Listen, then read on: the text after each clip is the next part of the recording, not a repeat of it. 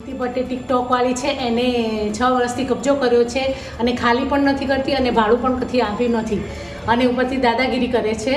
તો અમારો આજે એનો 2 કરોડની ખંડરીમાં એનો પકડીને સુરતમાં લાવ્યા છે અને જેલમાં પૂરી છે. તો હવે આજે અમારો એ પણ ફ્લેટનો જે એ કેસ અમારો તમે સોલ્વ કરવા માટે વિનંતી.